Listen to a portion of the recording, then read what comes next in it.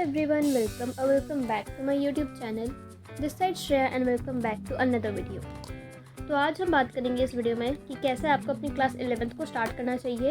And जो question हमेशा दिमाग में आता है कि क्या क्लास 11th क्लास 10 से ज़्यादा टफ है। और हाँ, मैं अपनी मिस्टेक्स भी सारे शेयर करूँगी इस वीडियो में, जो कि मैंने करी थी, जिसकी वजह से I ended up getting around 90% in class 11th।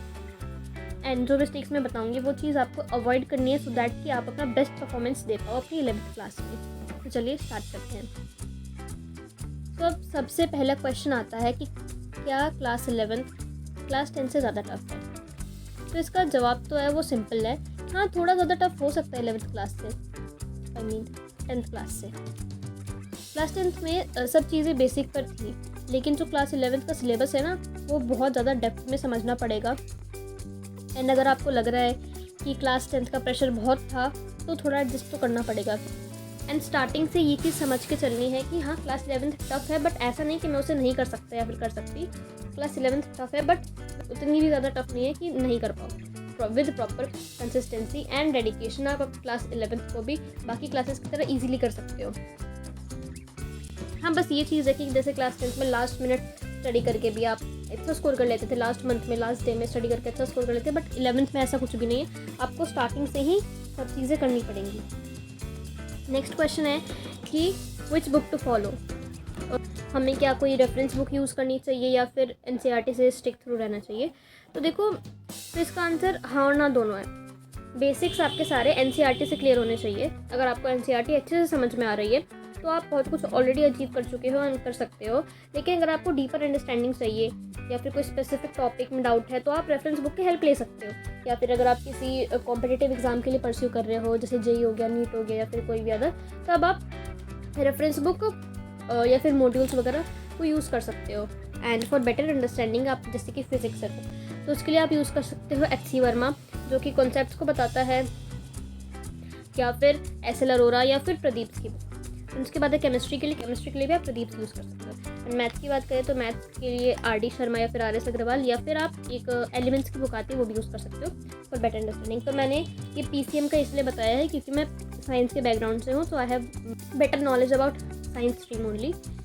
आपको रेफरेंस बुक तभी लेनी चाहिए जब आपको लगे कि NCERT काफ़ी नहीं है। अगर आप इनिशियल स्टेज में स्ट्रगल कर रहे हो तो पहले NCERT को अच्छे से क्लियर कर लो, then move on to other. Time management के बारे में थोड़ी सी बात करते हैं। क्लास 11th में टाइम मैनेज करना बहुत ज़्यादा ज़रूरी है, वरना आप सब कुछ लास्ट मिनट पे छोड़ दोगे और फिर वही स्ट्रेस हो जाएगा जो मैंने मिस्टेक करी थी लास्ट मिनट क्रैमिंग वाली। एक्चुअली मेरे साथ हुआ क्या था कि मेरा स्कूल था अराउंड लगा लो 3 बजे तक का, देन उसके बाद फिर 5 से 8 3 घंटे की कोचिंग क्लासेस, क्योंकि अब मेरे पास 3 सब्जेक्ट थे तो तीनों के ट्यूशन में जाती थी, तो मेरा 3 घंटा वहाँ पे लग जाता था। घर आके इतनी एनर्जी बचती नहीं थी कि इंसान खुद से सेल्फ स्टडी कर सके। तो ये मेरे साथ ये इशू था, तो इसलिए कई बार तो मैं लेट नाइट स्टडी करती थी या फिर अर्ली मॉर्निंग स्टडी। वो चीज़ आप पे डिपेंड करती है, you can go with any of them.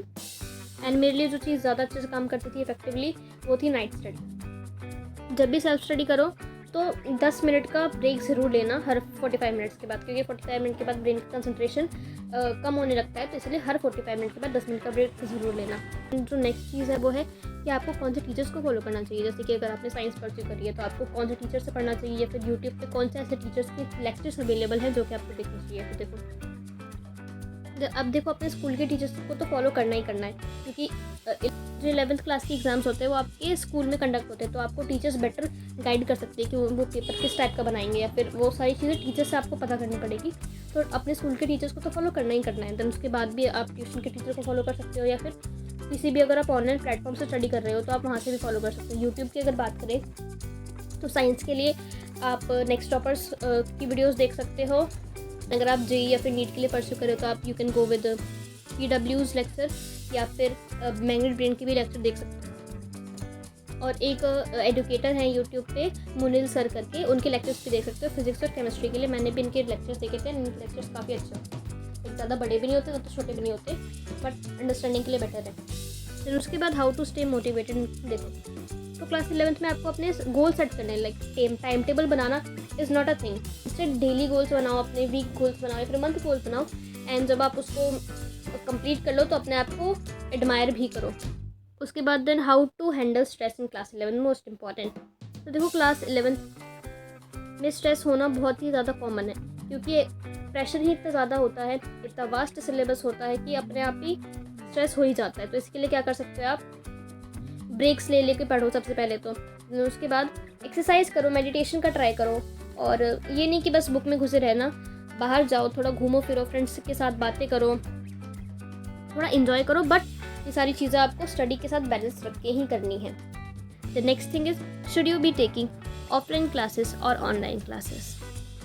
देखो वैसे तो this is totally up to you, आपको जो कन्वीनियंट लगे आप उसे फॉलो करो, बट मुझसे पूछोगे तो I would prefer offline classes. ऐसा इसीलिए है क्योंकि ऑनलाइन में कहीं ना कहीं आप बाउंडेड हो जाते हो, लाइक 1-to-1 इंटरेक्शन नहीं हो पाता आपका टीचर्स के साथ। एंड ऑनलाइन क्लासेस तभी इफेक्टिव हो सकती है जब आप सेल्फ डिसिप्लिन हो। ऑनलाइन में क्या केस है कि आपका कोई एक बैकलॉग बन गया, 2 बन गया, आप कोई मतलब आपके ऊपर प्रेशर नहीं, आप जब चाहो वो चीज़ को कर सकते हो, तो इसलिए सेल्फ डिसिप्लिन थोड़ा सा कम हो जाता है एज़ कम्पेयर टू ऑफलाइन में। And this is the reason why मैंने भी ऑफलाइन कोचिंग ली थी 11th में। बाकी rest it is totally up to you, जो आपको कन्वीनियंट लगे आप उसे फॉलो कर सकते हो। ऑनलाइन में देखा जाए तो आपका टाइम भी बच जाता है, टायर्डनेस भी कम हो जाती है, एंड ऑफलाइन में 1-to-1 इंटरेक्शन मिलता है आपको और पर्सनल गाइडेंस भी मिलती है। So it is totally up to you. इसके बाद हैं कुछ कॉमन मिस्टेक्स जो कि you should avoid in class 11, जो इनमें से कुछ तो मैंने भी करी थी। तो सबसे पहले तो procrastination, this is very very very common, कल करेंगे। मैं भी ये गलती कर चुकी हूँ और अभी भी हमेशा ही करती हूँ। अगर आप एक दिन पढ़ाई को पोस्टपोन करते हो तो next day it will pile up. मतलब ऐसा नहीं है कि अगर आपने सोचा कि कोई नहीं कल करेंगे, वो कल हो जाएगा, वो कल भी नहीं होगा। ऐसे कर करके वो फिर एक बैकलॉग ही बना रह जाएगा। Number 2, ignoring revision. रिविजन को इग्नोर मत करो। जैसे जब भी कोई टेस्ट हो तो एटलीस्ट थोड़ा बहुत तो उसके लिए रिवाइज करो, सो दैट कि आपकी रिविजन भी होती रहे एंड टेस्ट से आपका एनालिसिस भी हो जाए, आपको पता भी चल जाए कि आप कितने पानी में हो। Not taking care of your health. देखो हेल्थ इज़ वेल्थ। देखो अगर आप फिट नहीं होगे ना तो फिर पढ़ाई पर फोकस ही नहीं कर पाओगे। इसलिए एक्सरसाइज करो, हेल्दी डाइट को फॉलो करो एंड जितना हो सके उतना हाइड्रेटेड रहो। उसके बाद ओवरलोडिंग ऑन रेफरेंस बुक। देखो ज़्यादा रेफरेंस बुक लेने से अवॉइड करो, किसी एक को ही फॉलो करो, बट उसको इतने अच्छे से करो कि वो आपका स्ट्रॉन्ग हो जाए। इतनी सारी चीज़ों की तरफ भागने से अच्छा है किसी एक चीज़ पे ही अच्छे से फोकस करो। ठीक है, चलो कुछ फाइनल टिप्स के बारे में बात करते हैं। सबसे पहले तो स्टे कंसिस्टेंट। अपनी पढ़ाई को रेगुलर रखो, 1 घंटा ही सही लेकिन रेगुलर एक सब्जेक्ट को 1 घंटा दो, सो दैट कि आपकी वो हैबिट बन जाए। Next thing is start early. Start early से क्या मतलब है कि बहुत से बच्चे अभी होंगे जो सोच रहे होंगे अभी तो चिल करने के दिन है, बट नहीं, धीरे छोटी चीज़ों से ही स्टार्ट करो, बट एटलीस्ट जल्दी स्टार्ट करो, क्योंकि 11th का सिलेबस बहुत ज़्यादा वास्ट है।